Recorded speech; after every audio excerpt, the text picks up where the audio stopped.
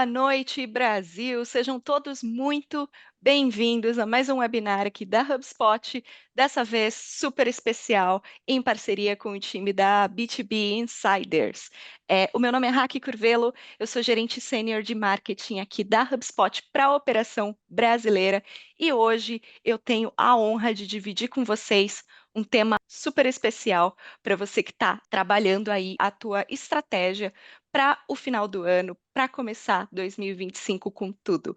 Hoje a gente vai falar um pouco de tendências de marketing B2B para 2025 e estratégias para adquirir contas de alto ticket.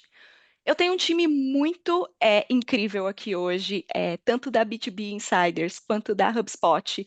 Eu vou ficar aqui no chat com vocês, acompanhando todo esse evento.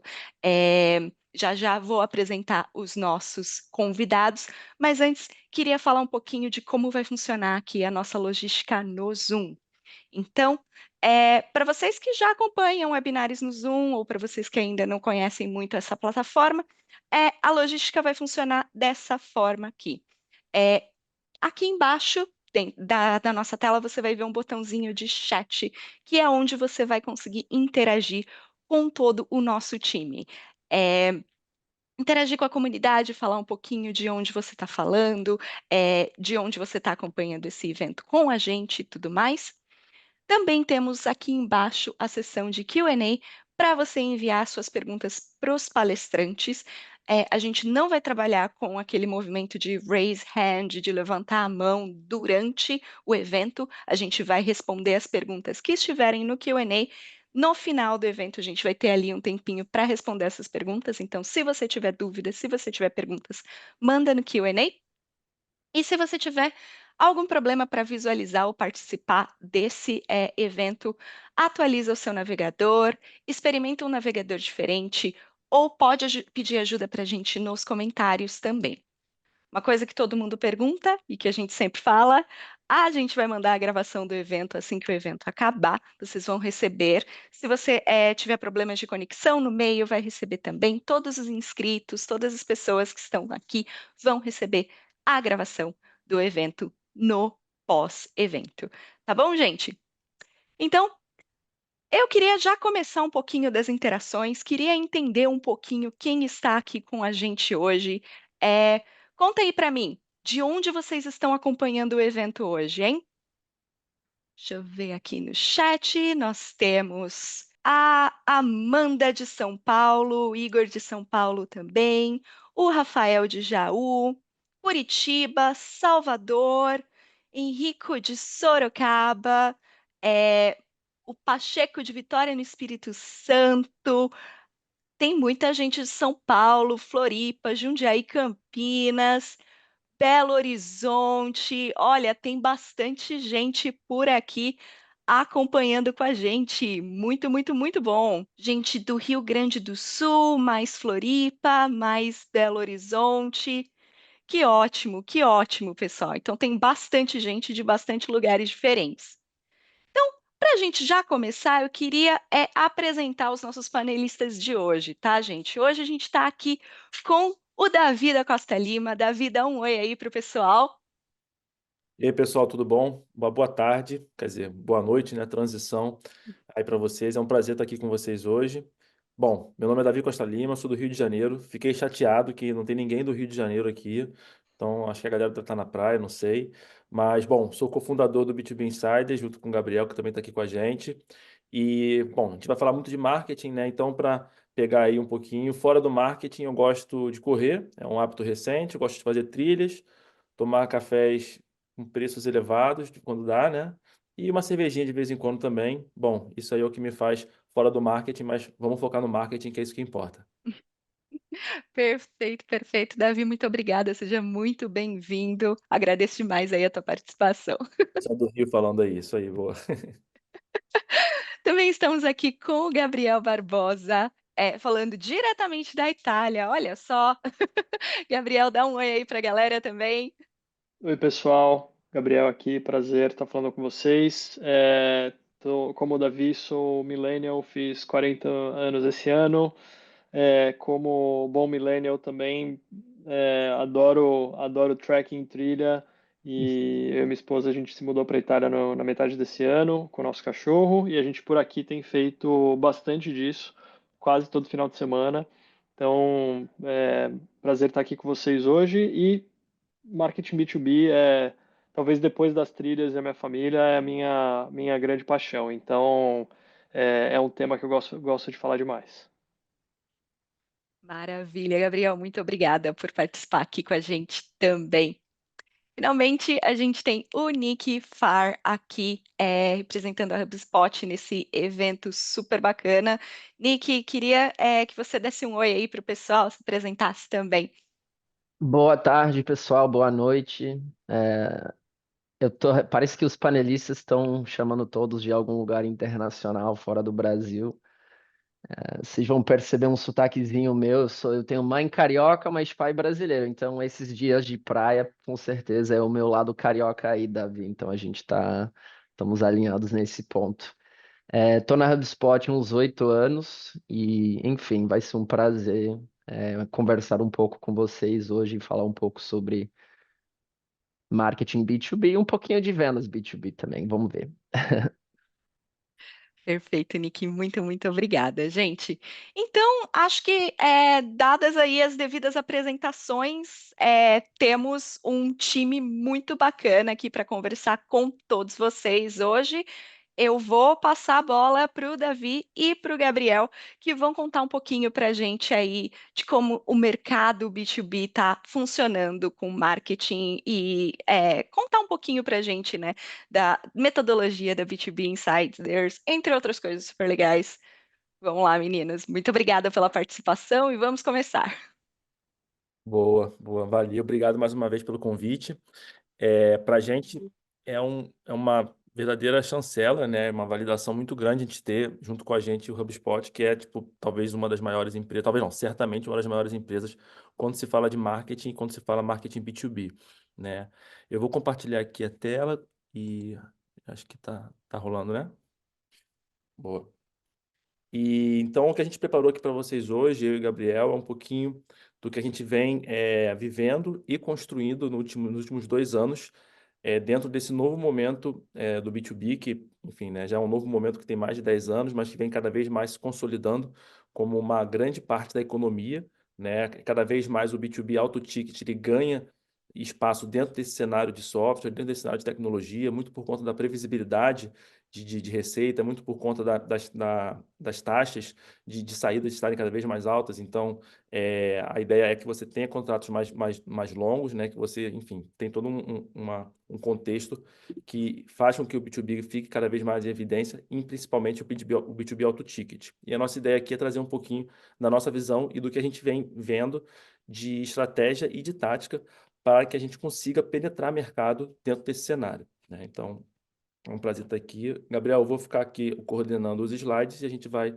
Manda bala. Eu vou te pedindo para mudar naquela dinâmica chata, mas aí você continua no piloto aí dos slides. Deixa eu só tirar aqui. Mas vocês Então, são parceiros aí de trabalho, de repente ele já vai saber exatamente quando você vai querer mudar de O slide. Davi, a gente tem um bom timing para essas coisas, então confio no feeling aí do Davi. nunca é tão programado, mas sempre acontece, mas também sempre pode dar um problema. Então, vamos ficar de olho aqui. Mas, bom, indo direto ao conteúdo, né? Pegando aqui a primeira parte. Por que que o B2B Auto Ticket ele é diferente, né? Ele é um desafio a mais, né? Bom, basicamente, porque ele é um processo consultivo, né? Ou seja, tem múltiplos tomadores de decisão, e isso com toda certeza faz com que a complexidade das negociações seja muito maior do que uma negociação de ticket baixo, onde você tem uma pessoa que basicamente está ali dentro da decisão, né? Que é basicamente como é o B2C, em linhas gerais. É claro que você também tem casos de B2B de baixo ticket, mas em linhas gerais a decisão do B2C você faz, né? Você sozinho, eventualmente você, sei lá, pede para alguém, né, uma opinião, mas é um processo de decisão rápido. No B2B alto ticket é o contrário, né? E mais, quando a gente está falando de B2B alto ticket, a gente está falando também de muitas empresas grandes, de contratos grandes, né? Então, se o processo for muito simples, se a solução que a gente está vendendo for muito simples e padronizável, a tendência é que as grandes empresas tendem até a internalizar isso. Então, por que que eu vou contratar um software que faz uma coisa que eu posso internalizar e sendo que ao contratar esse software eu vou expor meus dados, eu vou ter que, enfim, tem tudo uma questão de compliance. Então, hoje em dia, quando você trabalha o B2B Auto Ticket, é basicamente quando você tem uma solução que dificilmente aquela empresa vai internalizar, né? Um bom exemplo mesmo é um CRM, né? Você é uma empresa hoje que precisa de um CRM, né? Ela vai atrás de um HubSpot porque ela sabe que ela não vai conseguir internalizar, pedir para o time de TI fazer uma ferramenta de CRM. Ah, vamos fazer aqui dentro. Então, por conta disso, o processo ele acaba sendo um pouco consultivo, né? Porque você tem características que vão deixar aquela compra específica para aquele cliente, para aquele prospect, né? Então, na verdade, isso posiciona as empresas de B2B que proporcionam, que vendem um serviço de auto ticket, muito mais como parceiras estratégicas, né? Não apenas como fornecedores. Porque se você entra num nível de simplicidade da sua solução, eventualmente aquela empresa ela vai internalizar. Então, quando você se torna um fornecedor de auto ticket, você tem que estar sempre junto com aquele cliente, junto com aquele teu parceiro, pensando em como é que você está constantemente trazendo novidades para se manter, né, dentro do mercado, né? Então, mais uma vez, isso se desdobra em taxas de saídas que são muito altas. O churn é muito baixo. Uma vez que você tenha uma empresa dessa dentro de casa, né, a complexidade da negociação é altíssima. A venda ela é complexa. Porém, quando você coloca para dentro uma empresa, né, dificilmente aquela empresa vai sair. É claro que se tiver algum problema no fornecimento do serviço, né, na forma que se tiver alguma coisa nesse estilo muito crítica, tudo bem, mas em linhas gerais, o churn é muito baixo porque a taxa de saída é muito alta. E isso deixa o B2B auto ticket diferente de qualquer outro tipo de modelo. Gabriel, se quiser complementar alguma coisa. Tranquilo, manda bala. Vou botar aqui, boa.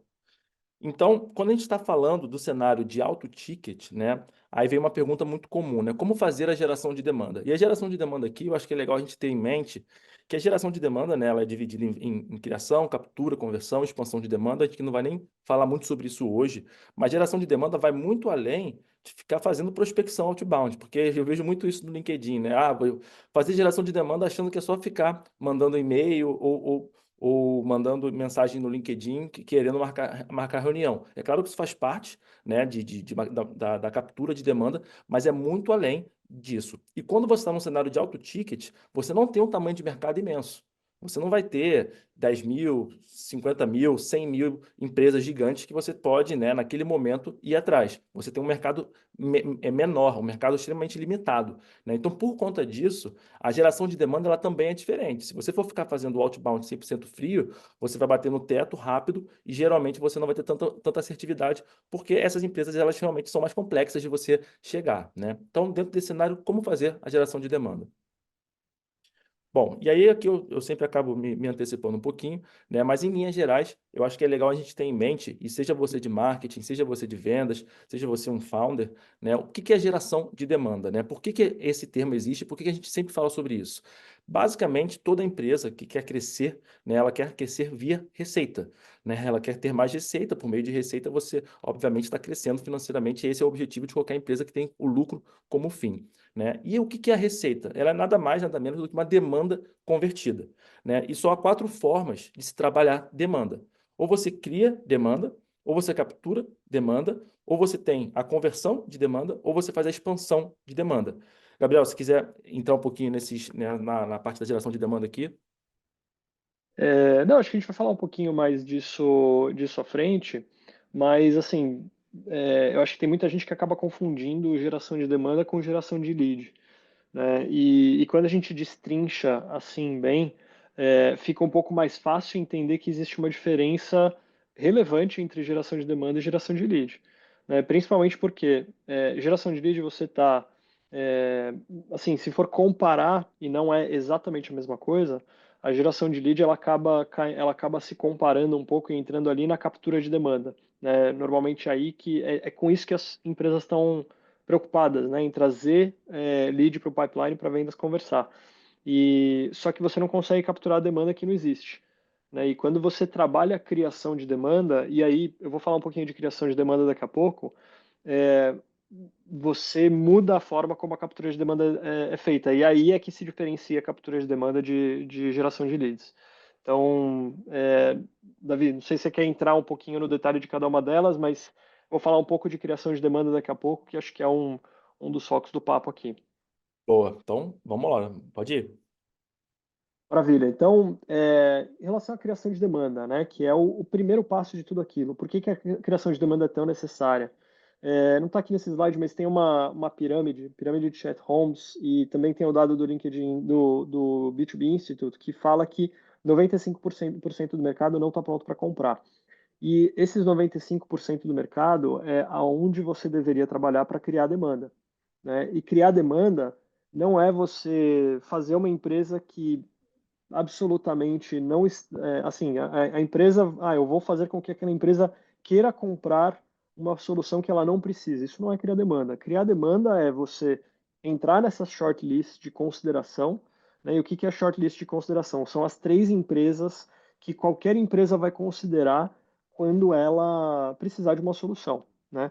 E a gente fala às vezes que o melhor Google e o Google mais importante, o melhor SEO que você deveria fazer é o SEO do cérebro do seu comprador, né? E quando ele vai procurar por uma solução, a primeira coisa que ele vai fazer é ele vai lembrar de uma solução que é talvez a top of mind. Ele pode ser que lembre também da líder de mercado. E aí, se a gente está, por exemplo, dando exemplo aqui de CRM, né? Eu vou aqui respeitando nossos amigos aqui, mas HubSpot acho que está aqui nesse shortlist, pelo menos para mim, sempre esteve. Mesmo antes de eu usar HubSpot para mim já era top 3. Tem uma outra solução que também está no top 3 também, que é uma bem grande de CRM. E normalmente tem alguma outra que tem algum tipo de diferencial, porque é Pode um falar, a gente diferencial local. não vai chorar aqui, não. Maravilha. É, Mas enfim, acho que é fácil todo mundo lembrar de HubSpot e Salesforce. É super fácil. E aí sempre tem uma terceira que você lembra por alguma razão. Por exemplo, se eu sou brasileiro, provavelmente eu vou lembrar de RD Station. Se eu sou, sei lá, trabalho com e-commerce, talvez tenha algum CRM específico para e-commerce que é super bom para e-commerce, que tem algum diferencial para e-commerce. Então você tem essas soluções de nicho que às vezes, por alguma questão, entram como essa terceira empresa disruptiva. Quando você concorre com grandes empresas, como por exemplo um HubSpot, um Salesforce, você precisa se diferenciar dessas empresas, né? São empresas que estão aí há anos, anos e anos no mercado. Se você é um novo entrante, você precisa se diferenciar. Você precisa ser essa terceira empresa, a não ser que você já seja o líder ou um top of mind ou uma dessas empresas que já está naturalmente na cabeça das pessoas, né? Obviamente que o seu objetivo final deveria ser sim a líder de mercado ou a top of mind, mas fato é que para a maior parte das empresas, a maior parte de nós mortais, estamos tentando ser essa terceira empresa. Então, esse é o objetivo da criação de demanda, é você fazer parte desse shortlist. E aí, Davi, se puder ir para o próximo, o ponto aqui é que o que você precisa fazer, né? A primeira coisa é você definir o ICP, porque para quem que na mente de quem eu gostaria de estar, né? Se você não define de fato qual é o seu ICP, você não sabe como você vai trabalhar para estar na mente dessas pessoas. E aí eu aqui falei define e já me corrijo. Na verdade, ICP não se define, ICP se descobre. Porque quando você tem um produto qualquer, né? Tem uma água que eu vou colocar no mercado. Para quem que eu vou vender essa água? Pô, eu posso vender água para diferentes mercados. Especificamente, essa água é para aquele público que se preocupa com a saúde, etc. Então, pô, eu vou fazer uma água com uma garrafa clarinha, etc. Eu vou fazer tudo em função daquele ICP. Se eu não descobrir o ICP, eu vou acabar fazendo um produto mais genérico. Eu vou acabar fazendo um posicionamento que não se relaciona com aquele ICP, né? E se você não sabe qual é o seu ICP, a gente sempre fala, você precisa criar uma hipótese de quem é o seu ICP, porque você talvez não tenha dados necessários para descobrir o seu ICP. Mas se você tem dados, se você já está no mercado há algum tempo, muito provavelmente você já tem dados disponíveis dentro de casa. Então, olhando algumas correlações de quais são as empresas para as quais a sua solução funciona muito bem, para as quais a sua solução é absolutamente indispensável, né? Tem aquela pergunta que às vezes as empresas ficam um pouco receosas de fazer, mas o que que você faria, né? Se fizer essa pergunta para seus clientes, o que que você faria se amanhã a gente deixasse de existir? Os clientes que vão ficar desesperados vão falar, se você, eu não sei, meu negócio talvez até imploda de tão importante que você é para a gente. Esse é o seu ICP. Se você tem variados clientes falando, dando essa mesma resposta e você consegue encontrar quais são as variáveis que fazem com que eles sejam um grupo, né? São todos os clientes daquele segmento, são todos os clientes daquele porte. Aí você consegue descobrir quem é o seu ICP, ao invés de tentar definir numa wishlist quem é o seu ICP. E e aí, enfim, a gente sempre fala que se o seu ICP estiver no LinkedIn facilita muito a sua vida, porque fica fácil você aí com o Sales Navigator, ou até existem outras ferramentas potenciais para definindo esses parâmetros que fazem com que o seu ICP seja um grupo, você consiga criar uma lista de contas, né? E aí, Davi, no próximo a gente entra um pouco nessa coisa da lista, né? Porque a lista te permite você entender qual é esse grupo de clientes para você começar a fazer a sua criação de demanda, né? Porque o objetivo principal de criação de demanda é, com o conteúdo, você fazer com que esse grupo de contas, né, segmentadas por uma lista, saibam quem a sua marca é, saibam o que a sua empresa faz e entendam por que a sua solução é a solução perfeita para resolver o problema deles. Você pode falar do problema deles, mas você precisa falar da sua solução. Só que se você não conectar uma coisa com a outra de uma forma óbvia, né, a April Dunford chama isso de ponto de vista de mercado, né, quando você cria um ponto de vista do mercado em que você alinha o ponto de vista daquele cliente com o seu. Você vai falar, putz, o céu é azul e você deveria estar aproveitando esse dia de sol. Todo mundo que entender que isso é o que ele precisa fazer, eles vão olhar e vão falar, putz, eu preciso naquele dia de sol aproveitar o dia. E aí a pessoa vai sair de casa e por alguma razão ela vai estar alinhada com o seu ponto de vista e ela vai curtir aquele dia de sol e você vai estar lá na frente da casa dela para encontrar com ela naquele dia de sol. Estou dando aqui fazendo aqui uma alegoria, mas assim, no mercado isso é bastante importante você fazer isso no mercado. E então o objetivo de marketing aqui não é criar uma demanda do nada, não é você absolutamente fazer uma empresa que não precisa da sua solução comprar a sua solução. Ela saber que você existe e ela querer a sua solução, considerar a sua solução. Davi, tem algum complemento aqui ou você já quer ir para o próximo? Boa. Não, acho que o único complemento, eu acho que até para deixar todo mundo bem alinhado em nível estratégico, uma coisa que você falou que é muito importante é em relação aos dados lá do The B2B Institute, quanto a pirâmide de Chat Homes, é que, em média, né, você tem somente 5% da sua audiência apta à compra. E a lógica, qual que é? Qual maior for o tamanho de mercado que você vai ter, né, maior vai ser esse 5%. Com maior o tamanho de mercado, menor é o ticket, proporcionalmente, né? Quanto menor é o tamanho de mercado, maior é o ticket. Então, aqui é muito importante a gente frisar que a gente está num cenário do B2B Auto Ticket, que é um cenário que a gente tem um tamanho de mercado reduzido e um ticket mais elevado. Quanto maior é o ticket, mais risco você tem envolvido na compra. Então, a chance de uma empresa entrar nesse 5% e considerar uma empresa, né, considerar uma solução que não esteja no top 3, ela é muito pequena, porque o risco dessa compra é muito alto. Então, esse cara de uma empresa enterprise, ele não vai chegar nos 5%, não, quando ele chegar ali realmente precisando de uma solução, aí ele vai botar no Google para procurar. Ele não vai, ele já vai chegar sabendo quais são as possíveis empresas que podem ajudar ele naquele problema, né? Então, quando a gente está falando de um cenário onde você tem um ticket menor, um tamanho de mercado maior, consequentemente, esses 5% em média se tornam muito maiores.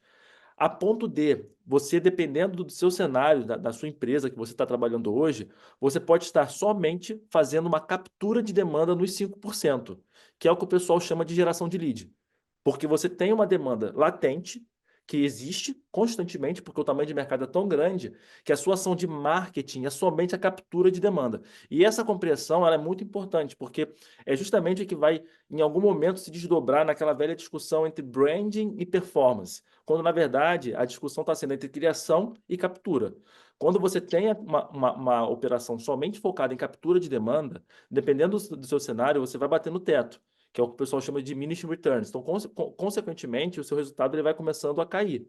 E se você não tem uma compreensão estratégica do que está acontecendo, você vai achar que, na verdade, esse é um problema em nível tático do que você estava fazendo. Então, você vai achar que é o problema da campanha, você vai achar que é o problema do anúncio, que é o problema da copy do outbound, sendo que, na verdade, é um problema de entendimento estratégico. Quando a gente está no cenário de B2B auto ticket, a criação de demanda ela é fundamental, porque a empresa que chegar no 5% sem te considerar, né, ela não vai considerar naquele momento. Então, e aí eu acho que a conexão com o próximo slide é justamente essa, né? Eu acho que quando se fala de geração de demanda, quando se fala de CRM, muito se vem em mente a questão da captura de demanda e da conversão e, consequentemente, da expansão, que é basicamente o pós-venda, né? Com resell, upsell e cross-sell. Mas, na verdade, a captura e a conversão, o CRM já tem casos de uso, né, muito bem definidos para essa parte, né, mas e a criação de demanda? Né, que é uma parte que até então fica no marketing, né, e que não tem muito poder de mensuração. Como é que fica isso dentro do CRM? Então, essa é uma mudança que ela vem acontecendo, principalmente no B2B, principalmente no B2B auto ticket, por conta desse contexto que a gente compartilhou, né? Só que os dados de intenção, né, eles estão começando a trazer subsídios suficientes para que a gente consiga identificar os nossos avanços de criação de demanda, ou seja, nos 95% antes da captura de demanda, que é como se fosse a conversão no lead, né? Então, com essa abundância de dados que nós temos e com essas correlações de dados, esses dados de intenção, cada vez menos faz sentido você pagar caro para ter um lead de baixa intenção, principalmente no B2B Auto Ticket, onde você já tem o seu mercado mapeado desde o início, né? Deixa eu passar aqui para Aqui esse ponto aqui acho que é super importante porque a gente estava falando lá atrás de descobrir o ICP e definir uma lista de contas.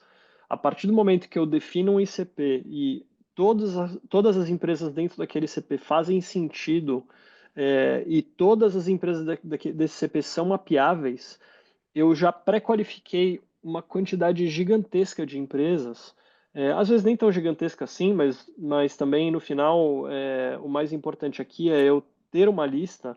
Essas contas elas estão pré-qualificadas, então eu não preciso necessariamente de tanta qualificação na hora em que eu estou capturando essa demanda, né?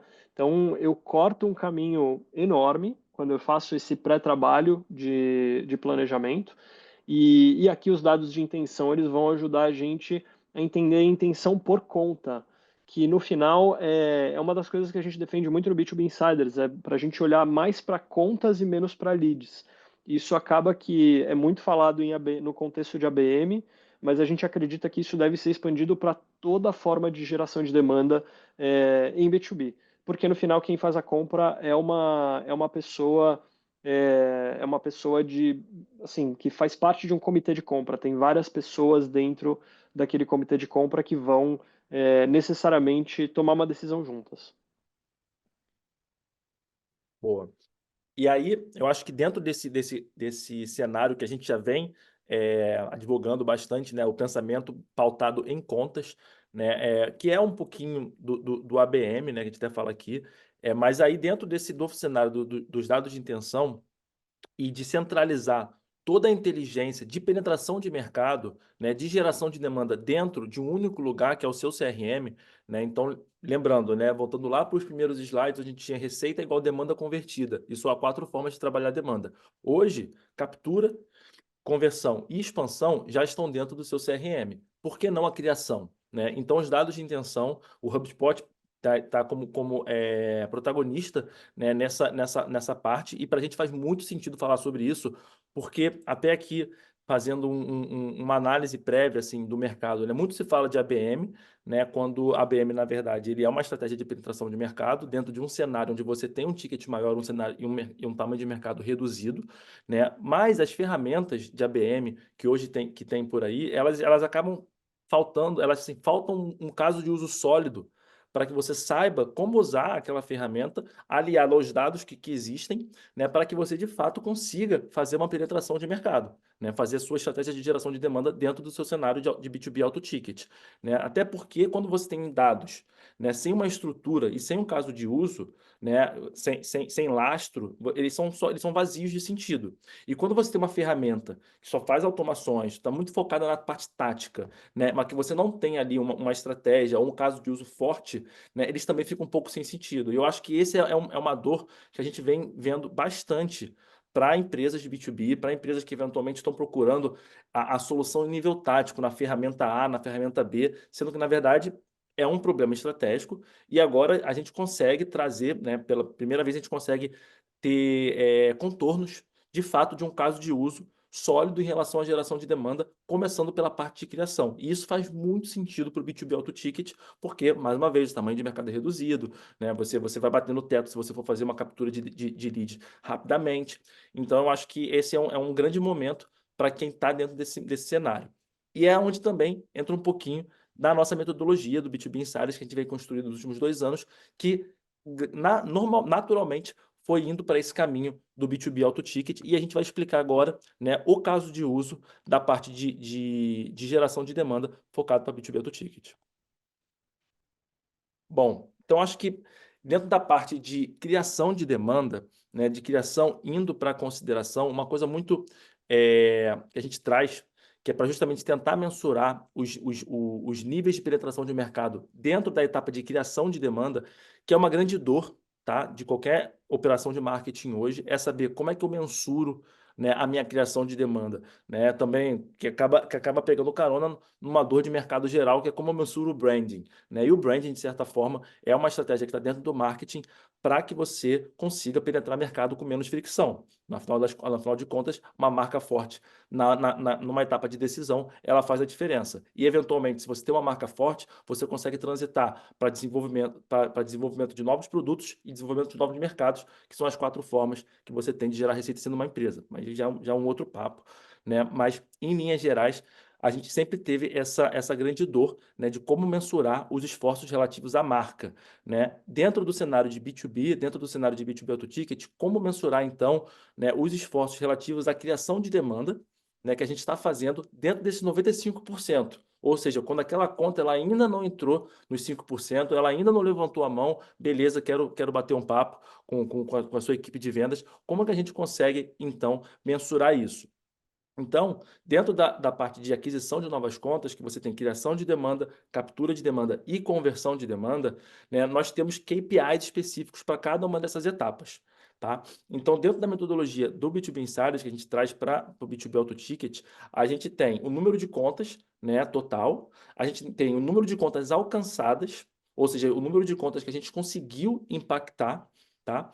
E aí a gente consegue ter as contas em awareness, que são as contas em que a gente tem uma frequência estimada acima de 7. A gente não vai entrar em detalhe em nível tático aqui de como que vocês conseguem fazer essa mensuração, tá? Mas se o seu ICP está no LinkedIn, você tem acesso a todos esses dados, você consegue ter uma noção exata de quais são as empresas que você está impactando, quais são as pessoas dentro dessas empresas, e você consegue mensurar a frequência de média que cada pessoa dentro daquela empresa ela está sendo impactada. Então, quando a gente tem ali uma frequência estimada acima de 7, ou seja, a gente tem uma noção que, em média, cada uma das pessoas daquela empresa que você está segmentando, que você está atacando, foi impactada pelo menos 7 vezes, nós temos noção que, cara, ele pelo menos viu vezes suficiente o nosso anúncio para saber que a gente existe.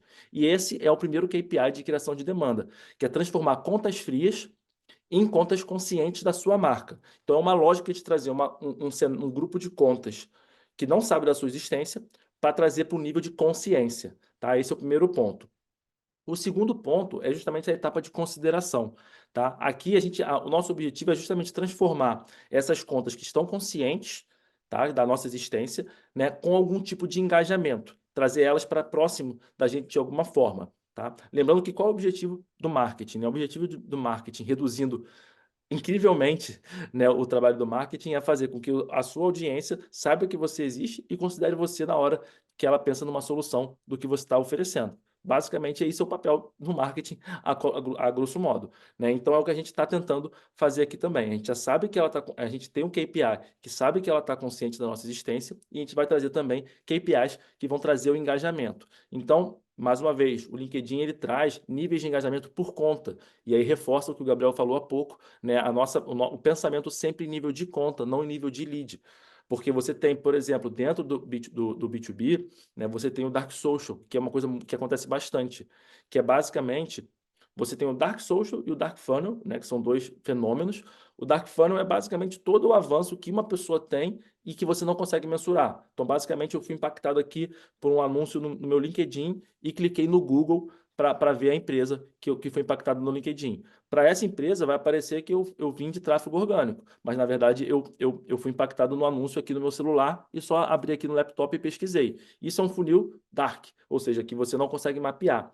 Só que mais importante do que isso é o Dark Social, que é, por exemplo, eu estou aqui e eu vejo uma coisa que é interessante de vendas e que me lembrou, por exemplo, o Gabriel, me lembrou o Nick, eu mando para eles isso como mensagem. Cara, essa mensagem ela não vai ser traqueada, né? Então, o engajamento ele tem que ser medido sempre em nível de conta, porque você não consegue pegar o nível de lead específico, porque você tem um comitê de pessoas envolvidas naquela decisão, né? Então, o LinkedIn, por exemplo, ele traz níveis de engajamento por conta e uma coisa muito importante para B2B, que no Brasil está começando a ganhar corpo, é justamente o Website Visitor Tracking, né? Que o HubSpot tem isso de forma nativa hoje na ferramenta. Acho que o Nick vai falar um pouquinho mais sobre isso mais à frente, mas em linhas gerais você consegue saber quantas vezes, né, aquela empresa visitou o seu site, quais foram as páginas que ela visitou. Então você consegue trazer dados de criação de demanda de diferentes fontes. Então você sabe que você impactou vezes suficientes no LinkedIn, você sabe que ela visitou seu site, você sabe que ela visitou uma página de alta intenção, uma página de preço, uma página de case,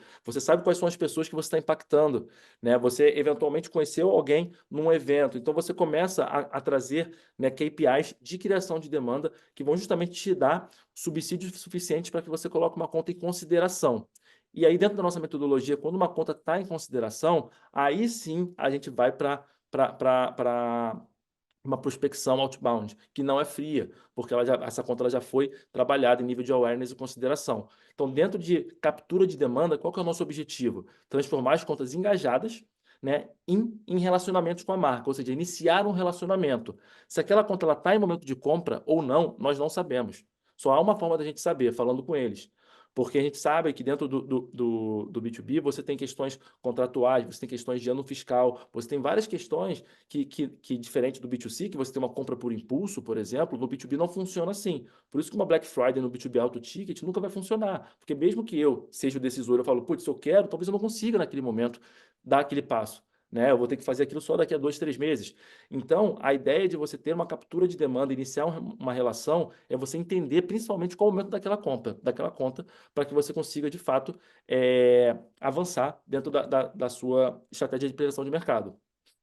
Gabriel, quer complementar alguma coisa aqui nessa parte? Não, manda bala. Vai em frente.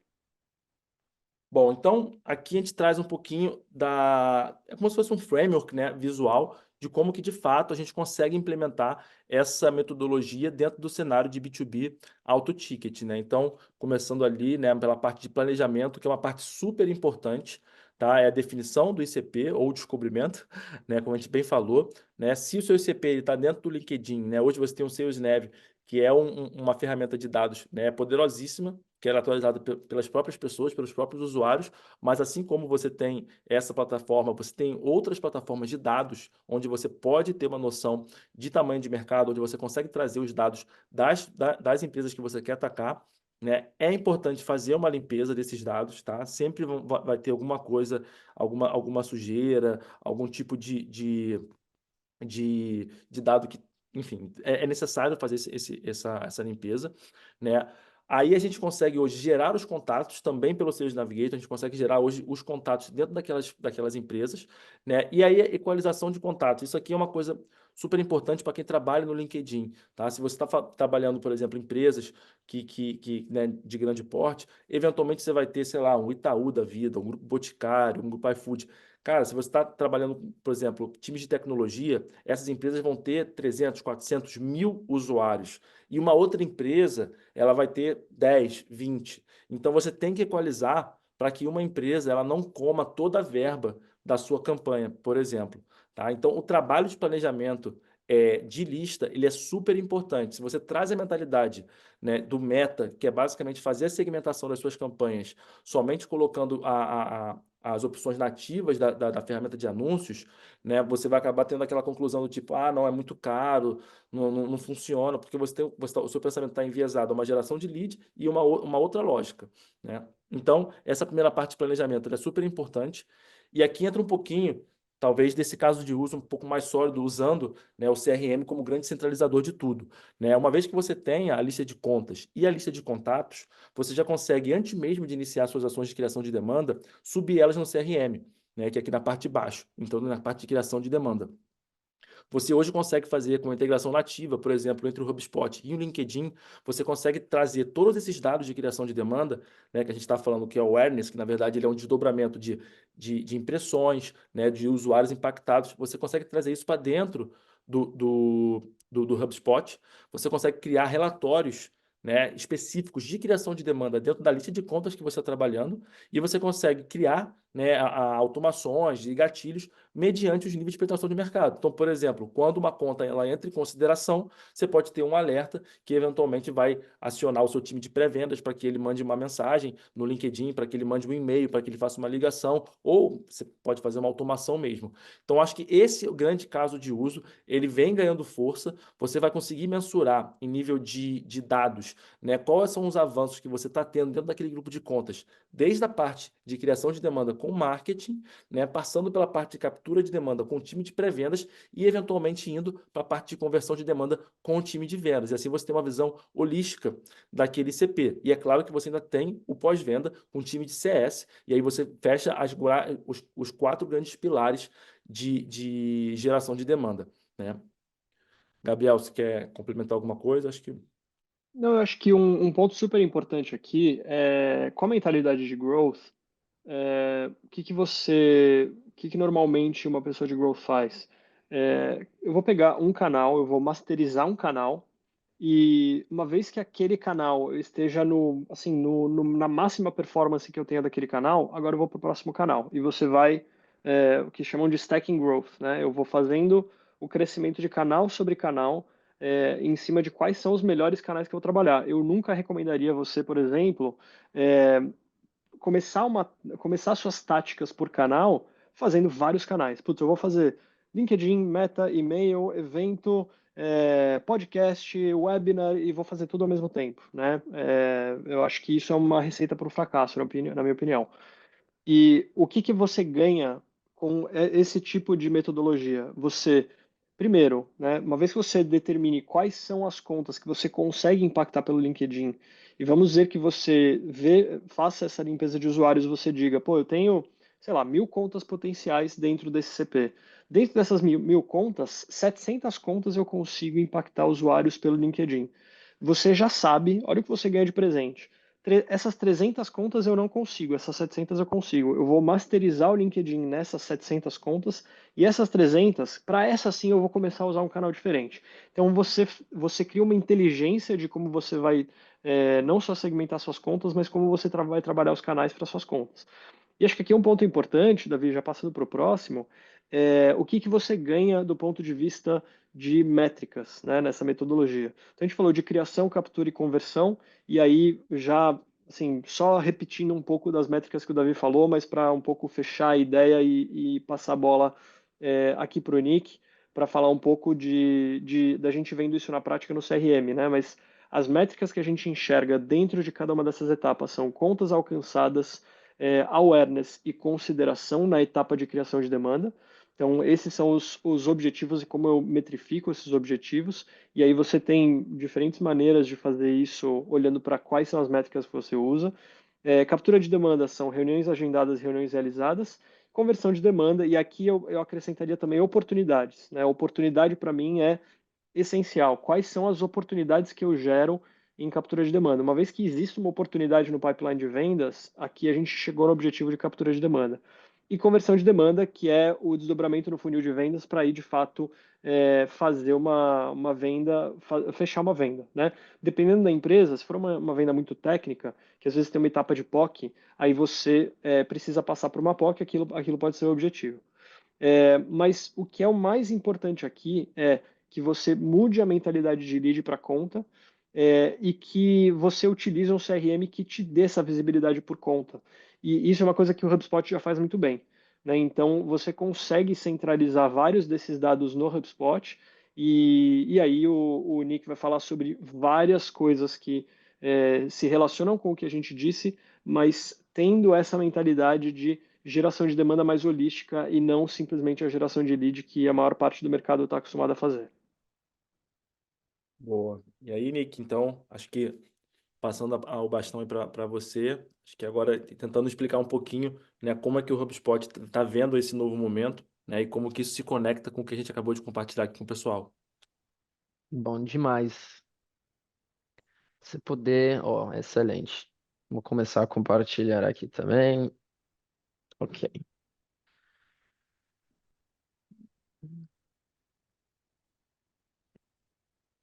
ok. Eu, na verdade, eu tenho um trabalho mais fácil, né? O Davi e o Gabriel acabaram de dar uma aula para a gente em relação a como pensar sobre cada uma dessas etapas. Geração de demanda, bom, awareness, consideração e geração de demanda para a empresa que tem alto ticket. Eu não sei o quão bem o público aqui conhece a HubSpot, então eu queria pelo menos fazer uma breve intro da HubSpot como empresa e como a gente está posicionado no mercado.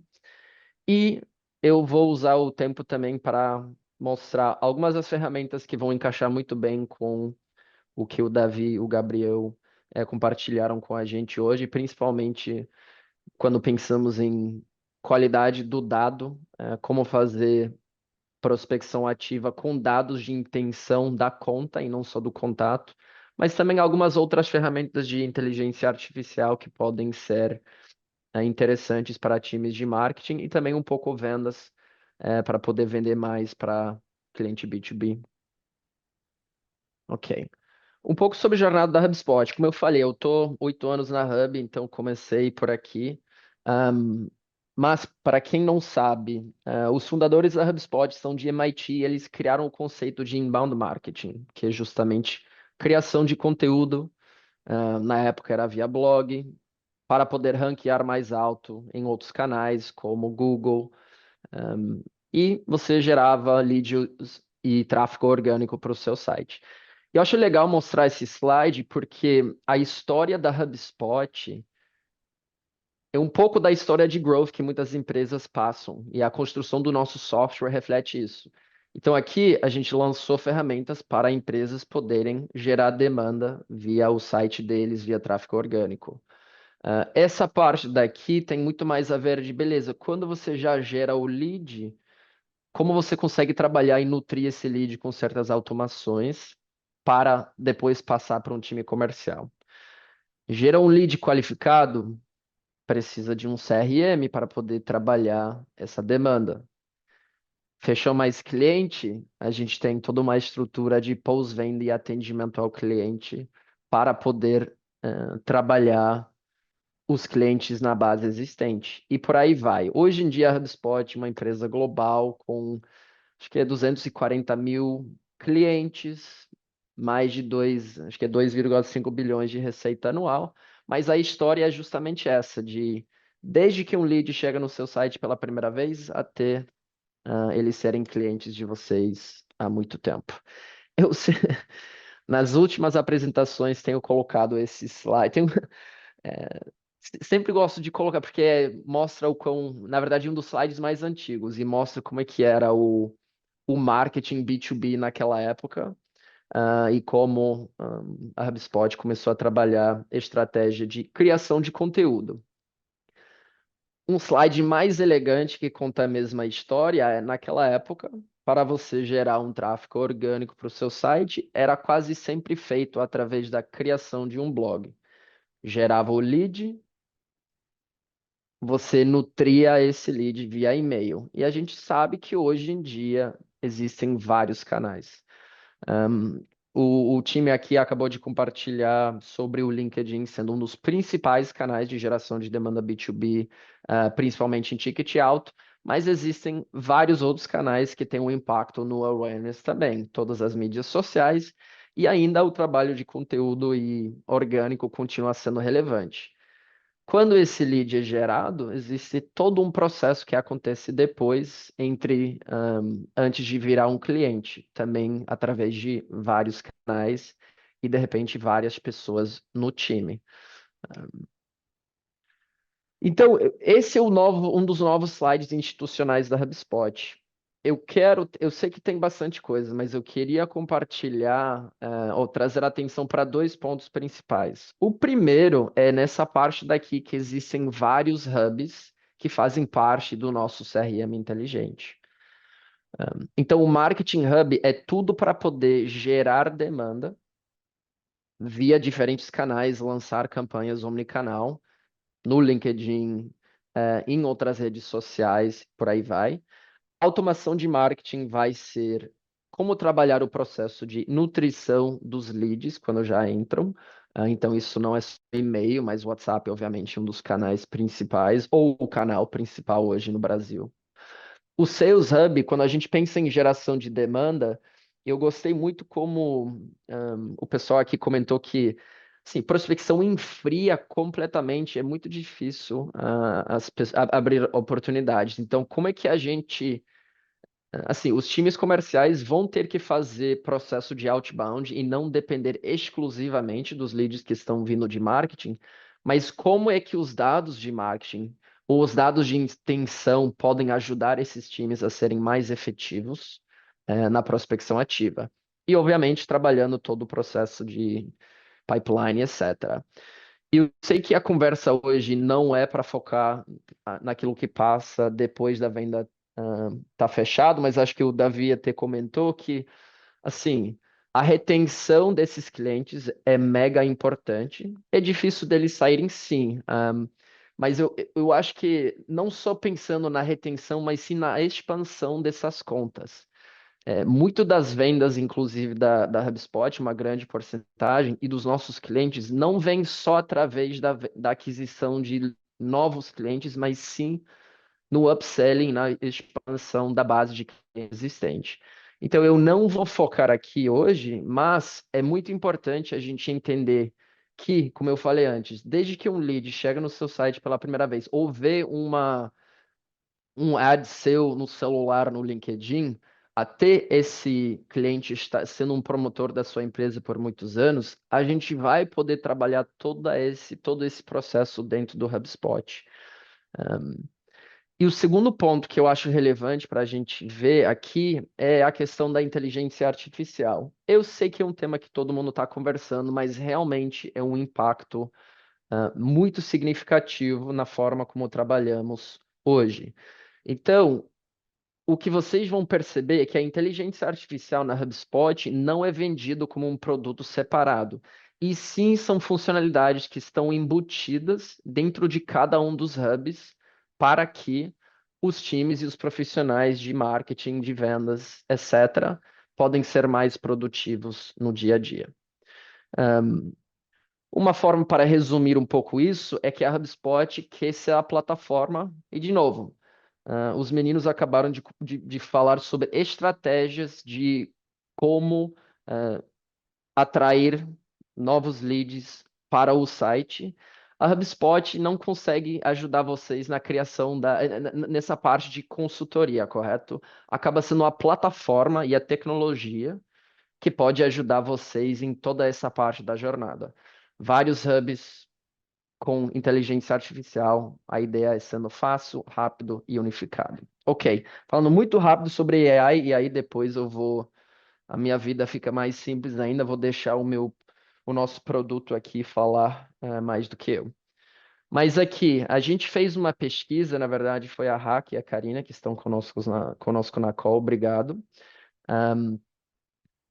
Entrevistando vários profissionais, acho que 800 profissionais de marketing no Brasil inteiro, sobre essa questão de inteligência artificial. Quase 2/3 falaram que já aumentaram bastante o uso nos últimos 2 anos. Estamos vendo uma economia de até 3 horas por dia por profissional. Então, a gente está enxergando aqui uma grande possibilidade das pessoas serem mais eficientes no dia a dia com inteligência artificial. Eu não vou passar muito tempo nesse slide, mas algumas das coisas que a gente vê em relação a empresas tendo medo de adotar estratégias e práticas de inteligência artificial, e justamente por isso que a HubSpot quer que seja fácil, quer que seja rápida e quer que seja unificada. Principalmente com inteligência artificial, só funciona bem se os dados forem bons. Eu vou chegar mais nessa questão dos dados um pouco para frente. Mas por isso a gente lançou agora no nosso Inbound, que é a nossa conferência global que fazemos todo ano no mês de setembro. Lançamos o Breezy, que é uma combinação de produtos, principalmente AI, que vai ser essa parte de Copilot e Agents, que eu vou mencionar algumas funcionalidades que eu acho relevante para times de marketing. E o Breezy Intelligence, que vai ter mais a ver com essa questão de dados, intenção de compra, muito relacionado ao que o Gabriel e o Davi compartilharam antes. Então vamos lá.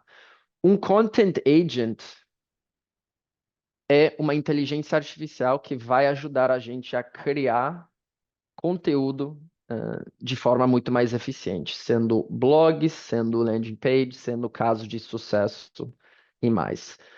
Eu gosto no contexto de B2B Auto Ticket a parte de caso de sucesso ainda mais relevante, que é algo que é difícil de criar algumas vezes. Tem mercados bem definidos, como conversamos antes. Então, o fato que podemos, se conseguimos um grande cliente em um setor, poder facilmente criar um case study para poder usar isso para vender muito mais com contexto para outras empresas do setor, vai ser bem legal. Então, esse foi um vídeo bem rapidinho, mostrando o Content Agent na prática, focando na criação de um case study, por exemplo. E alguns dos vídeos, pessoal, vão estar em inglês, então eu peço desculpas, mas é o nosso time de marketing global aí, mas a qualidade é bom. Ok.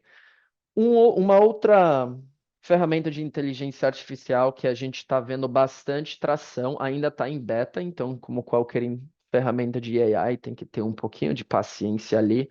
Mas o que é bem legal disso é que muitas vezes times de marketing que estão querendo atrair novos leads e aumentar o awareness com campanhas de marketing, tem budgets enxutos, times pequenos, etc. Então, o Content Remix é uma forma de virar o dia a dia um pouco mais eficiente, de usar uma peça de conteúdo, seja um blog, etc., e poder fazer um remix desse conteúdo em vários outros canais.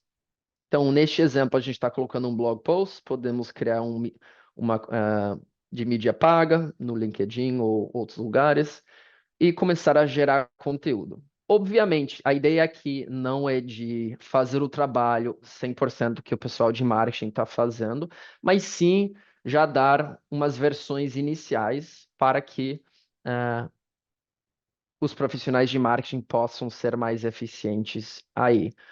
O que é legal disso é que a gente tem uma funcionalidade chamada Brand Voice, que vai ler os conteúdos que vocês têm no site ou em outros lugares para poder usar essa informação e usar esse contexto para poder criar conteúdo usando a voz da marca, né? O Brand Voice que sua empresa tem. Super recomendo para quem está usando o HubSpot hoje de testar essas funcionalidades.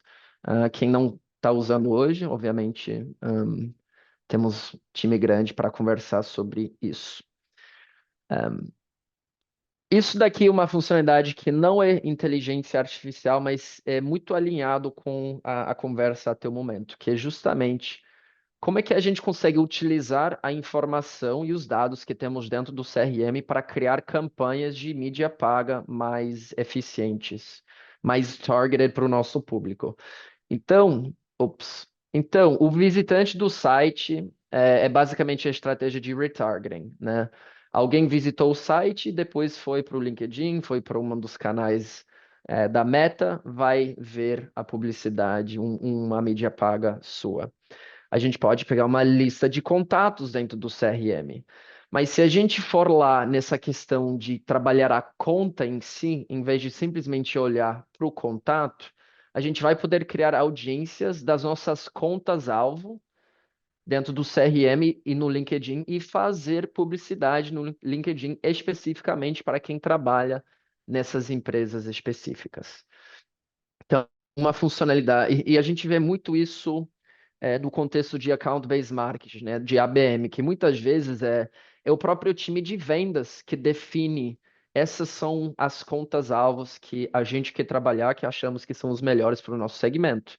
Passam essa informação para o time de marketing e o time de marketing vai usar essa lista de empresas para poder criar mídia, estratégias de ads mais específicos para essas contas. Então, um exemplo de marketing e vendas trabalhando juntos para abrir oportunidades em contas dedicadas. Ok. O Breeze Copilot, a gente deu um exemplo de agent, mas o Breeze Copilot é o quê? É basicamente um chat GPT dentro do seu CRM. É melhor, é mais legal ainda porque basicamente vai usar os dados que você tem dentro do seu CRM para fazer certas coisas para você. Isso daqui é um exemplo mais de venda. Eu sei que o nosso público é de marketing, mas eu acho que algumas pessoas vão gostar. De novo, está em inglês, então peço desculpa. Mas aqui eles estão pesquisando, ache empresas de um setor A numa região B. Nesse exemplo, a empresa de SaaS em Boston. Correto? Dá para você ver vários contextos sobre cada empresa, se está no CRM ou não, você consegue adicionar essa nova empresa para o CRM. Se já está no CRM, você tem alguma informação sobre? Perguntando, me ajuda a criar um e-mail, uma mensagem de prospecção para essa pessoa. Vai olhar todo o histórico dessa conta contigo, vai tomar isso em conta para você poder criar um e-mail de prospecção ou preparar para uma call de vendas. Então, são exemplos como a inteligência artificial pode ajudar a colocar novas contas dentro do CRM, achar a melhor forma de abordar, obviamente, de novo, trabalhando com seres humanos e tentar abrir novas oportunidades em novos mercados. Ok, continuando.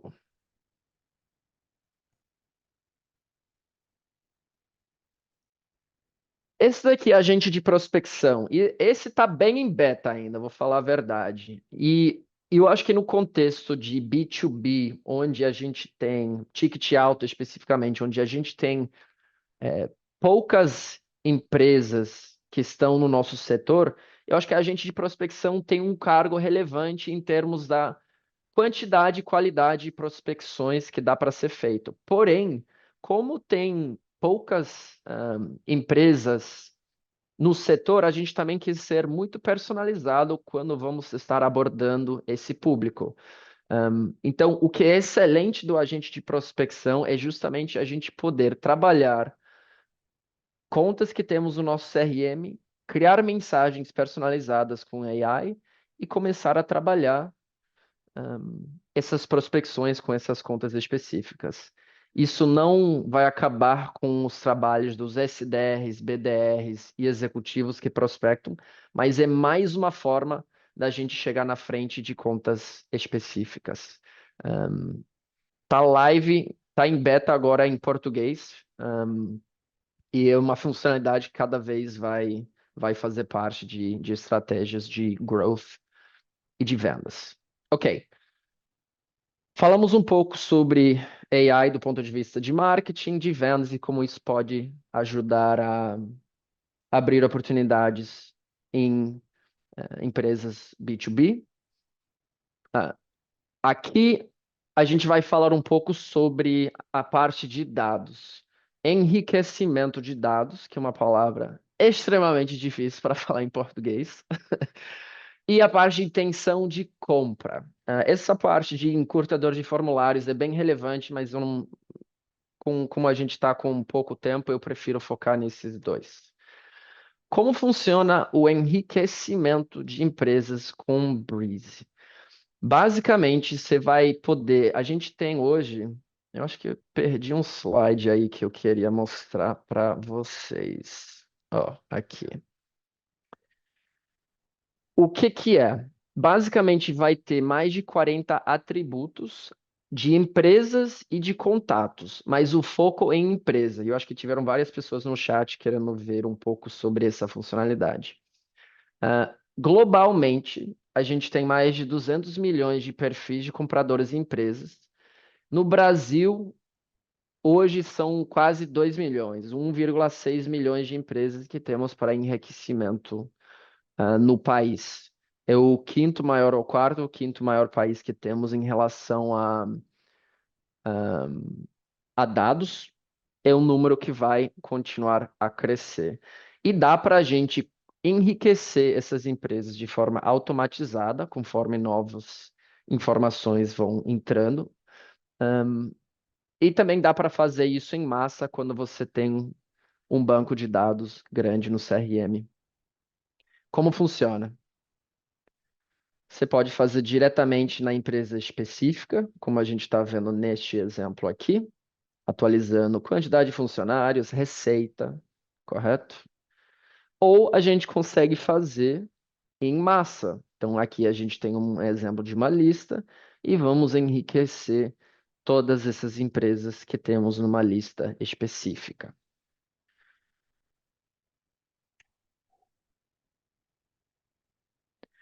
Intenção de compra vai ser uma funcionalidade bem interessante para justamente não ter processo de prospecção completamente fria. Intenção de compra não é só as empresas que a gente tem dentro do banco de dados, podem ser empresas que estão fora, e também vai mostrar para a gente o que as pessoas anônimas estão fazendo, e não somente as pessoas que a gente já tem, já preencheram um formulário na HubSpot que a gente consegue traquear em outros lugares. Isso daqui é um exemplo que a gente pode mostrar aqui. Então, a primeira parte, eu vou até pausar. Esse é o Total Available Market. Qual é o nosso mercado específico? Acho que isso encaixa muito bem com a metodologia que o Gabriel e o Davi estavam comentando um pouco para a gente antes. Quais são todas as empresas que estão dentro do nosso mercado? E a gente vai definir isso por setor, por região, por quantidade de funcionários, por aí vai. Mostrando intenção é algo que a gente pode configurar também, que basicamente é quais são as ações que essas pessoas estão tomando que a gente acha que tem uma intenção alta. Pode ser a visita na página de preço, pode ser estão consumindo certos conteúdos estratégicos de case study, etc. Já estão numa etapa de awareness aqui.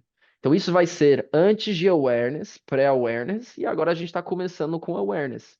E o que é legal é que não vai mostrar somente as empresas que a gente tem dentro do sistema, mas sim os que estão fora.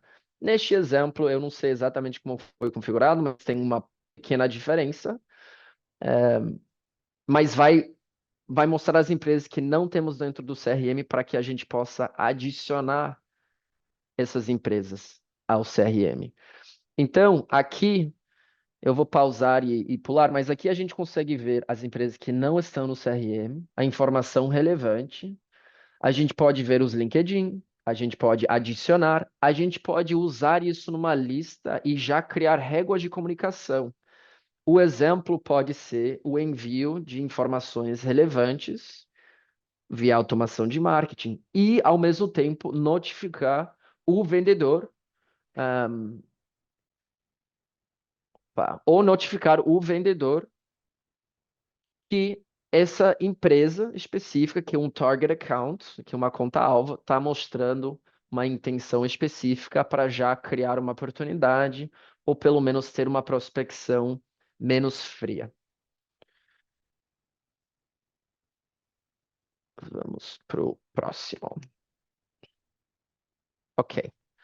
Então, Em resumo, eu vou acabar, na verdade, eu vou acabar aqui. Em resumo, o CRM da HubSpot é uma ferramenta. Sem uma estratégia por trás, sem definir o seu target market, sem definir as contas-alvos, ICP, ou você descobrindo, né, qual é o seu ICP, a ferramenta em si não vai ajudar. Mas tendo as estratégias prontas, você consegue utilizar a HubSpot para escalar todo o seu processo de identificar as contas que você precisa, abordar elas de forma eficiente, e trabalhar todos os times, porque no final das contas é um cliente só. E a maioria das empresas que a gente vê no Brasil hoje tem um cliente só. Mas para atrair o lead, você tem 3 sistemas de marketing. Você tem um sistema de pré-venda com o time de SDR ou de BDR. Você tem outro CRM de vendas.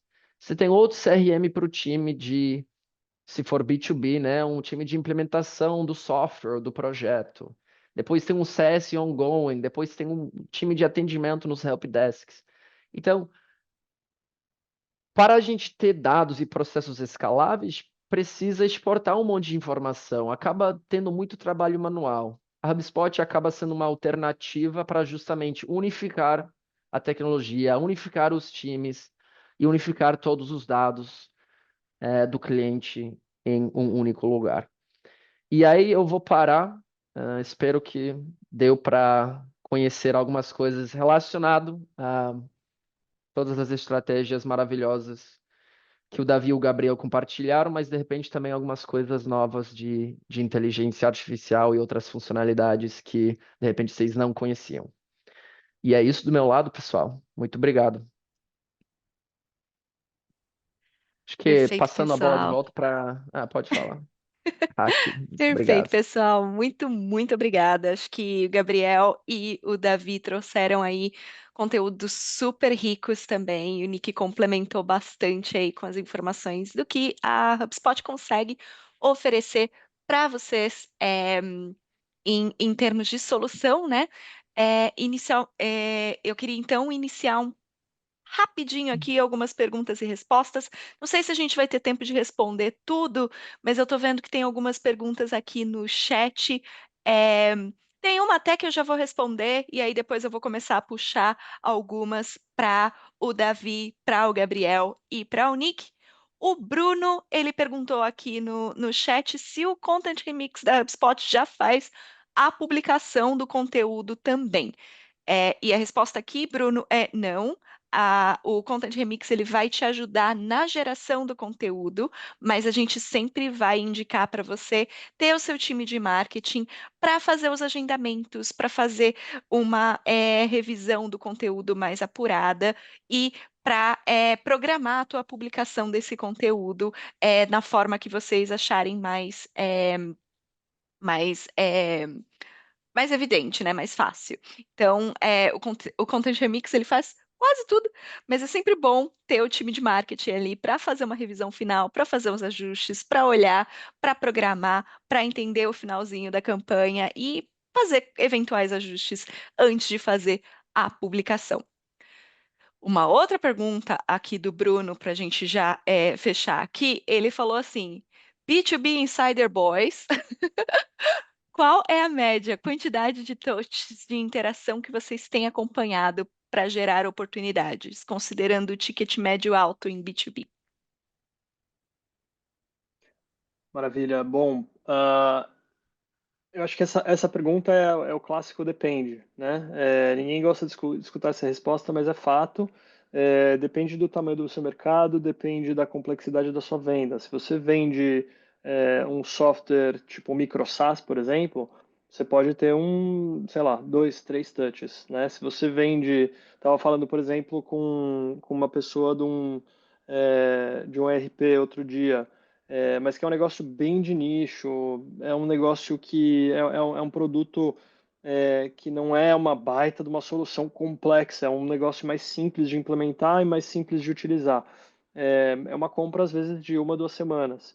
Enquanto que tem, às vezes, outras soluções de ERP que são negócios mega complexos e às vezes leva 2, 3 anos para trocar, porque você está falando com empresas enterprise gigantescas em que você tem muitos usuários, e aí você tem um comitê de compra enorme, você tem uma curva de troca de solução gigante, assim, super complexa. Então, às vezes, dentro até da mesma categoria, porque você está lidando com ICPs diferentes, você tem uma complexidade diferente. Então, pegando CRM como exemplo, né? Se você tem uma empresa que usa planilha ainda e precisa adotar CRM pela primeira vez, a curva de venda para uma empresa como essa, com certeza é muito menor do que se for uma empresa que for trocar um Salesforce para um HubSpot ou vice-versa. Então, depende muito do seu nicho, né? A Gartner fala de 22 touches, mas assim, isso é uma generalização, né? Então, eu acho que depende bastante, assim. Não sei se alguém quer complementar. Eu acho que só, tipo, ter essa clareza e talvez até pegando já um gancho na pergunta do Robson, né, da frequência, né, por que que a frequência é 7, né, e é por conta, nem foi muito bem essa pergunta dele, mas tudo bem, eu vou pegando aqui. A gente tem até a clareza do que a gente controla e o que a gente não controla, né? Quanto maior é o ticket, né? Mais risco vai ter na compra, né? E mais fatores envolvidos dentro da empresa vai ter lá. Então, assim, o que a gente controla? A gente controla quantas vezes a gente consegue impactar aquela empresa, a gente controla quais são as pessoas que tem naquela empresa, a gente obviamente sabe quem são essas pessoas por meio de dados, então a gente tem algum tipo de controle. Qual o momento daquela conta, a gente não controla isso. Então, por isso que eu falo que o objetivo de marketing, né, dentro de uma apresentação de mercado, para B2B Auto Ticket, é mapear o mercado. É basicamente iniciar uma relação com todas as contas e entender qual o momento de cada conta. E, dependendo do momento de cada conta, isso vai aumentar o número de touches ou não. Às vezes você vai estar falando com uma conta que o cara ele tem uma solução, ele não está satisfeito com essa solução e o contrato está para fechar. Então, esse cara, ele tá naquela etapa próxima dos 5%. Às vezes, você vai falar com a mesma empresa, do mesmo porte, do mesmo estilo, o cara acabou de contratar uma nova ferramenta, né? Ela tem aí, sei lá, 2, 3 anos de contrato, né? Ele não consegue nem ter uma avaliação se é boa ou se ruim. Então, esse cara você vai ter que realmente ter uma outra estratégia para trabalhar ele. Então, só corroborando o que o Gabriel falou aí, depende, mas ter essa clareza do que você controla, do que você não controla, é super importante. Perfeito, muito obrigada. Voltando aqui para outras perguntas, a Gabriela Cruz, ela quer saber se usar vários canais ao mesmo tempo é uma receita para o fracasso e por que razão? Boa. Como foi eu que falei isso, talvez eu tenha sido um pouco enfático demais. Mas por que que é uma receita para o fracasso para alguém que está começando uma estratégia para um ICP? Cada ICP é diferente. Tem ICPs que às vezes estão no LinkedIn e outros ICPs não estão no LinkedIn. Tem ICPs que às vezes você consegue impactar muito bem em eventos e outros que nem tanto. Então, quando você tá criando uma estratégia de go-to-market, idealmente, né, pensando naquela coisa que eu falei do stacking growth, né, você deveria masterizar um canal para ir para um próximo canal. Se você quer fazer tudo ao mesmo tempo, a não ser que você tenha recursos ilimitados, time ilimitado, é, você dificilmente é meio separar muito todas as suas fichas e jogar em várias cestas diferentes e fazer tudo mais ou menos. Ao invés de pegar e fazer muito bem uma coisa, eu masterizo aquele canal, eu consigo muito melhor do que toda a concorrência fazer a criação, captura e conversão por aquele canal e para depois eu ir para um próximo. E aqui eu estou falando do canal, mas assim, às vezes é uma duplinha de canal, às vezes é uma play de ABM. Né? Eu gosto muito de pegar uma play de ABM e fazer aquela play de ABM funcionar muito bem para um grupo de contas. Funcionou bem, agora eu posso ir para uma próxima e talvez deixar aquilo meio rodando no piloto automático. Né? Então, eu acho que é um pouco essa a ideia, não necessariamente a ideia de que você não deveria usar vários canais, mas que você deveria masterizar um canal antes de ir para o próximo. Perfeito, perfeito. Temos uma pergunta aqui do Gabriel Rodrigues, seu xará, Gabriel. Ele fala: Eu utilizo o HubSpot como CRM principal. Tenho uma dúvida. Vem aí uma funcionalidade nova nessa direção de geração de demanda e captura de demanda? Caso tenham algo parecido, semelhante, quais dessas funcionalidades estão disponíveis na plataforma? É, acho que o Nick falou bastante de algumas das nossas ferramentas aí para geração e para captura de demanda. Nick, você tem alguma coisa aí para complementar? Assim, é, seria interessante entender se o Gabriel tinha uma outra, uma funcionalidade específica, um canal específico, mas assim, na HubSpot você tem acesso a todos os canais principais de geração de demanda, tanto orgânico quanto mídia paga. Então, mídia paga pensa no. Foi respondido ao longo do webinário. Tá bom. Mas só acabando, tipo, você tem mídia paga e mídia orgânico. Então, criação de conteúdo via blog, etc., é nativo dentro da plataforma, landing page. A grande maioria das redes sociais principais, tanto orgânico quanto mídia paga, Meta, Instagram, LinkedIn. TikTok chegou? Tá TikTok chegou chegando. para. É, tá A chegando. gente tem uma integração com o TikTok, a gente consegue fazer captura aí, envio de ads para o TikTok também. Todas as principais redes sociais estão, a nossa parte de automação de marketing também. Gente, eu sou uma usuária muito apaixonada pelo Marketing Hub, então, assim, geração e captura de demanda é ali. E o Gabriel tá falando aqui no chat também que ele já quer o Hub Breezy, nós todos, né? Maravilhoso. Deixa eu passar para uma outra pergunta aqui. O Robson F. É uma pergunta para o pessoal da B2B Insiders. É, ele pergunta aqui: a frequência 7 na etapa Awareness é na dimensão semanal? É por conta ou por lead da conta? Qual é o número máximo de frequência? Não sei se essa pergunta ficou muito clara. Gabriel, Davi, o que que vocês têm aí para o Robson? É, o, Depois, se o Gabriel quiser falar um pouquinho, né, até porque de onde é que vem que era o 10, o 7, né, que é um número, eu acho que essa ponderação de tempo, ela é interessante. A princípio, como a gente consegue controlar, né, o nível a velocidade de impressões, porque a gente está trabalhando mídia paga, né, então a gente consegue acelerar e consegue também chegar na frequência o quanto antes, né, então eu nunca realmente questionei a ideia do tipo, será que né? Se demorar muito, a frequência inicial ela perde valor, mas é algo a se ter em mente. Eu acho que tem um componente de bom senso aí, né? Em relação à frequência ser por lead ou por conta, ela é por lead dentro da conta. Então você tem um número de impressões por conta e você tem um número de usuários segmentados daquela conta. Então você vai ter uma média, a gente não consegue ter a precisão, se todo mundo recebeu 10 vezes. Você vai saber que, em média, alguém pode ter recebido 15, outro pode ter recebido 5. Mas você sabe uma média de usuários impactados dentro daquela conta específica. Assim é feita a frequência. Ela não é um número absoluto por conta, até porque se você não tem um lastro de números de usuários impactados, mais uma vez é um dado que ele se perde. Acho que só para trazer um ponto aqui, o número de frequência de 10 é o recomendado pelo LinkedIn. É, eu acho que no final, assim, tem duas coisas, né? A primeira, é, eu acho que isso é um baseline, é um benchmark. Eu acho que vale a pena sempre testar e sempre entender na sua audiência o que parece funcionar mais.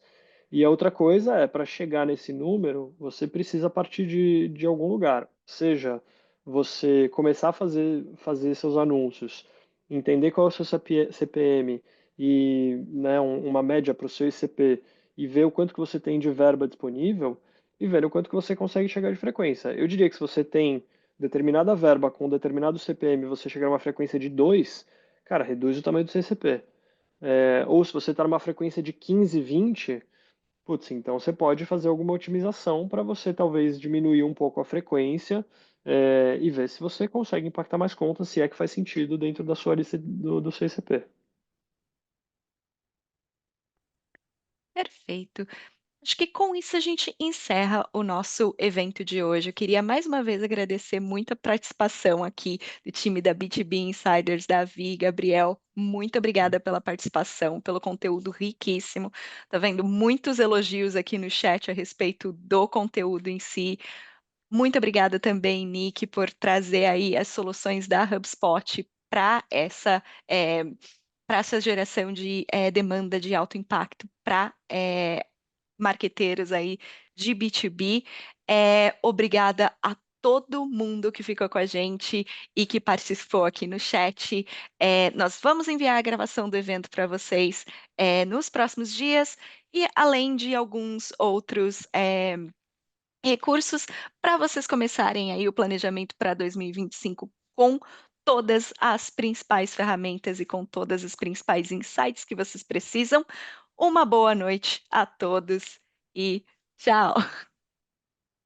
Tchau, pessoal. Obrigado, pessoal. Tchau, tchau. Boa noite, pessoal. Até a próxima.